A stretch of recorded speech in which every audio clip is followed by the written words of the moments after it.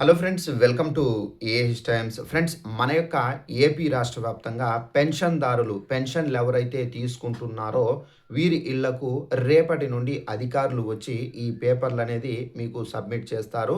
ఈ పేపర్లు అనేది మళ్ళీ మీరు ఈ విధంగా పూరించి ఈ పేపర్లు అనేది మీరు తిరిగి వాళ్ళకు అధికారులకు ఇవ్వాల్సి అయితే ఉంటుంది.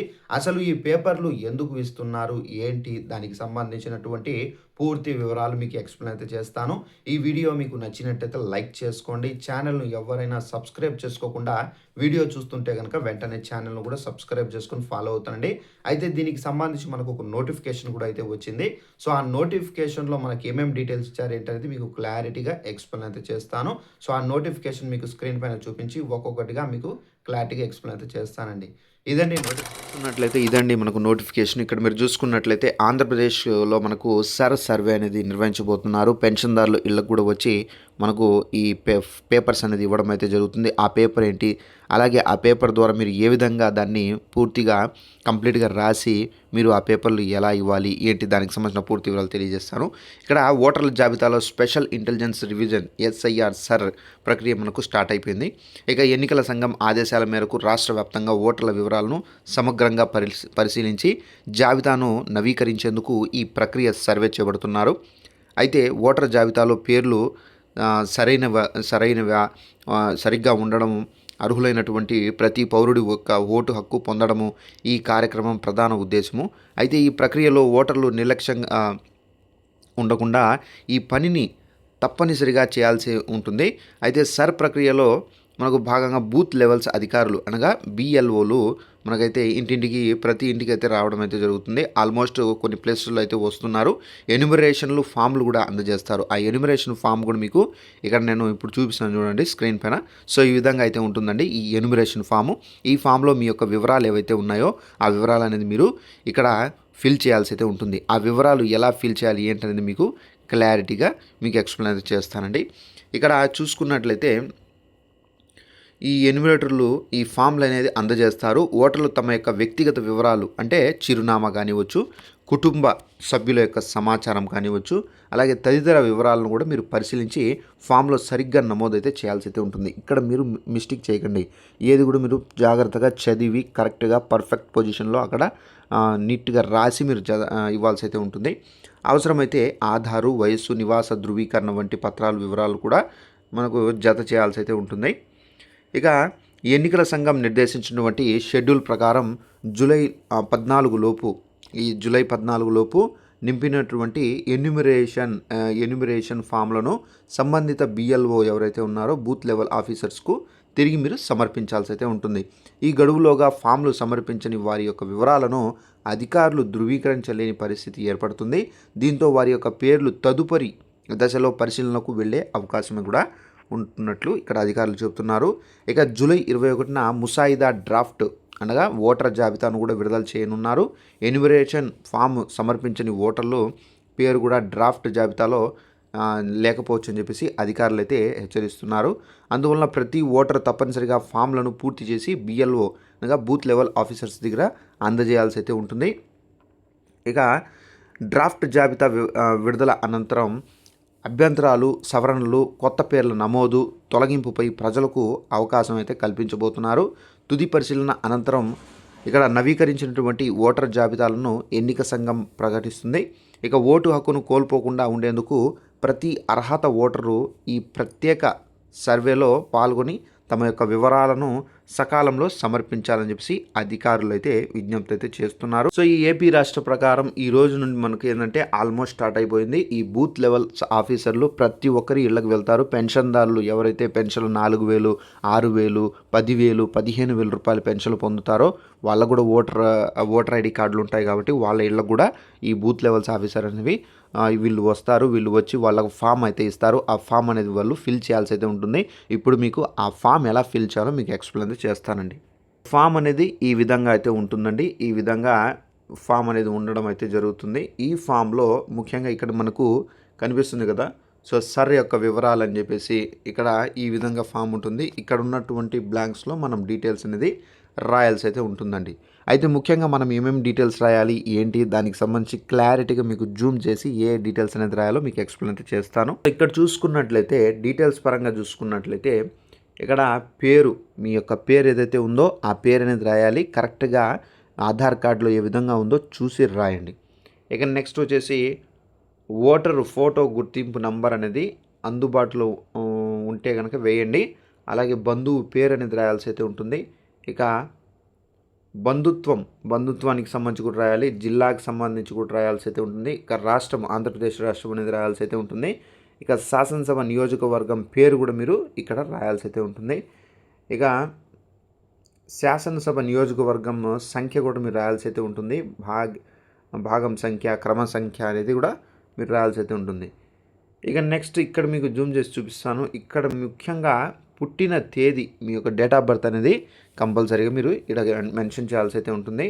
అలాగే ఆధార్ నంబర్ చాలామంది తప్పులు అయితే చేస్తారండి. ఆధార్ నంబర్ తొందరపాటులో ఏంటంటే చాలామంది తప్పులు చేస్తారు. అలా తప్పులు చేయకుండా జాగ్రత్తగా ఆధార్ కార్డు మీకు తెలిస్తే రాయడం తెలిస్తే కనుక మీరు రాయండి. లేదంటే కనుక రాయడం తెలియకపోతే చదువుకున్న వాళ్ళు ఎవరైనా ఉన్నా కానీ మీ పక్క ఇంట్లో కానివచ్చు, సో మీ ఏరియాలో ఎవరైనా ఉంటే కనుక నాలెడ్జ్ పర్సన్, సో అతని దగ్గరికి ఇచ్చి మీరు ఇది రాయించుకోవచ్చు. ఇక ఆధార్ నంబరు జాగ్రత్తగా తప్పు లేకుండా మీరు జాగ్రత్తగా తొందరపాటు లేకుండా రాయండి. ఇక నెక్స్ట్ మొబైల్ నెంబర్, ఇప్పుడు మీరు ప్రజెంట్ ఏదైతే మొబైల్ నెంబర్ యూజ్ చేస్తున్నారో ఆ మొబైల్ నెంబర్ వేస్తే సరిపోతుంది. ఇక తండ్రి పేరు అనేది రాయాల్సి అయితే ఉంటుంది. సో ఇక తండ్రి సంరక్షకుడు ఫోటో గుర్తింపు కార్డు నెంబర్ అనేది ఉండాల్సి అయితే ఉంటుంది. తల్లి పేరు రాయాల్సి అయితే ఉంటుంది. ఇక్కడ నెక్స్ట్ వచ్చేసి తల్లి ఓటర్ ఫోటో గుర్తింపు కార్డు నెంబర్ అనేది వేయాల్సి అయితే ఉంటుంది. ఇక జీవిత భాగస్వామి పేరు అనేది అంటే వైఫ్ పేరు అనేది మీరు రాయాల్సి అయితే ఉంటుంది. ఇక నెక్స్ట్ వచ్చేసి జీవిత భాగస్వామి ఓటర్ ఫోటో గుర్తింపు కార్డు అనేది అది కూడా మీరు రాయాల్సి అయితే ఉంటుంది. ఇంకా మీకు ఫామ్ అనేది మీరు ఫిల్ చేసి సబ్మిట్ చేయాల్సి అయితే ఉంటుంది. సో ఇక్కడ మీరు చూశారు కదా, ఇక్కడ ఫోటో అనేది ఉంటుంది. సో ఈ విధంగా అయితే మీరు ఫామ్ అనేది మొత్తంగా టోటల్గా ఫిల్ చేసి మీరు సబ్మిట్ చేయాల్సి అయితే ఉంటుంది. ఇక్కడ చూసుకున్నట్లయితే చూడండి, పైన పేర్కొన్నటువంటి ఓటర్ యొక్క పేరు, అలాగే చిరునామా, విధంగా ఏంటంటే మనకు ఈ విధంగా అప్లికేషన్స్ అనేది ఫిల్ చేసి ఇవ్వాల్సి అయితే ఉంటుంది. అయితే బిఎల్ఓ అధికారులు అంటే బూత్ లెవెల్స్ ఆఫీసర్స్ మీ ఇళ్ళకైతే వస్తారు. సో వాళ్ళు టైం అనేది ఇస్తారు. అప్పటికప్పుడు ఫిల్ చేసి ఇవ్వాలన్నా ఇవ్వచ్చు. లేదంటే కనుక సో మనకు జూలై వరకు, మనకు జూలై 12, జూలై 13 సంథింగ్ అప్పటి వరకు మీకు టైం అనేది ఉంది. సో వాళ్ళు చెప్పిన విధంగా మీరు చేయాల్సి అయితే ఉంటుంది. 46,397 మంది బిఎల్ఓలను ప్రభుత్వం ఏర్పాటు చేశారు. రాజకీయ పార్టీల తరపున నియమితులయ్యే 68,868 మంది బూత్ లెవెల్స్ ఏజెంట్లు కూడా పాల్గొంటారు. ఇంటింటి సర్వేలో భాగంగా బిఎల్ఓలు ప్రతి ఇంటికి 3 సార్లు వస్తారు. ప్రతి ఓటర్కు 2 ఎన్యుమరేషన్లు ఫామ్లు అయితే ఇస్తారు. వాటిలో ఓటర్ పేరు, ఫోటో గుర్తింపు కార్డు నంబరు, చిరునామాతో పాటుగా ఓటర్ పాత ఫోటో ముద్రించి ఉంటాయి. మిగిలినటువంటి వివరాలు ఏవైతే ఉన్నాయో ఆ వివరాలు అనేది మీరు నమోదు చేయాల్సి అయితే ఉంటుంది. ఇక ఓటర్లు ఇలా చేయడం ద్వారా మీ యొక్క ఓటు అనేది మేబీ మిస్ అయ్యే అవకాశం అయితే ఉంది. పూర్తి చేసినటువంటి ఫామ్లను బిఎల్ఓలు ఇంటికి వచ్చి తీసుకుంటారు. సో చూసారు కదా ఫ్రెండ్స్, ఇక్కడ పూర్తి చేసినటువంటి ఫామ్లు ఏవైతే ఉన్నాయో ఆ ఫాములు బిఎల్ఓలు బూత్ లెవెల్స్ ఆఫీసర్స్ వచ్చేసి మీ ఇళ్ళకే వచ్చి తీసుకుంటారు. అప్పటి వరకు మీరు వెళ్ళి వాళ్ళకి ఇవ్వాల్సిన అవసరం అయితే లేదు. ఇక మనం చూసుకున్నట్లయితే 2022 నాటికి ఓటర్ల జాబితాను ప్రస్తుతం ఓటర్ల జాబితాకు లింక్ చేస్తున్నారు. 2002 జాబితాలోని ప్రస్తుత జాబితాల్లో కూడా మీ పేరు ఉంటే అందులోని మీ ఓటర్ ఐడి నంబరు, ఇతర వివరాలను ఫామ్లో నింపాలి. అందులో మీ పేరు లేకుండా ప్రస్తుత జాబితాల్లోనే ఉంటే తల్లిదండ్రులు, భార్యాభర్త, ఇతర కుటుంబ సభ్యుల పేర్లు ఎవరి ఉంటే వారి యొక్క వివరాలను ఫామ్లో నమోదు చేయాల్సి అయితే ఉంటుంది. వీటితో పాటు మీ పుట్టినటువంటి తేదీ, తల్లి యొక్క పేరు, భార్య భర్త పేరు, వారి యొక్క వివరాలు, ఎపిక్ నంబరు నింపి కొత్త కలర్ ఫోటో అతికించి బిఎల్ఓకు ఇవ్వాల్సి అయితే ఉంటుంది. పూర్తి చేసినటువంటి ఫామ్లను ఆన్లైన్లో కూడా సమర్పించవచ్చు. ఓటరు ఇంటి వద్ద లేకుంటే వేరే ప్రాంతంలో ఉంటే కనుక ఆ ఓటరు ఎన్యుమరేషన్ ఫామ్ని కుటుంబ సభ్యులు పూర్తి చేసి ఇవ్వచ్చు. బిఎల్ఓలకు ఫామ్ అందజేసిన వారి పేర్లు జూలై 21న ప్రచురించే ముసాయిదా జాబితాల్లో, సో ఫ్రెండ్స్ చూసారు కదా, జూలై 1న మనకు ఫైనల్ లిస్ట్ ఉంటాయి.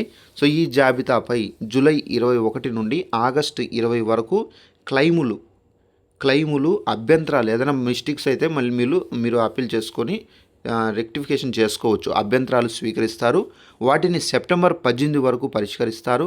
కొత్తగా ఓటు నమోదు చేసుకోవడానికి ఫామ్ 6 చిరునామాలో మార్పులకు, ఫామ్ 8 మృతులు అలాగే అనర్హుల పేర్లు తొలగింపుకు ఫామ్ 7 ద్వారా దరఖాస్తు చేసుకోవాలి.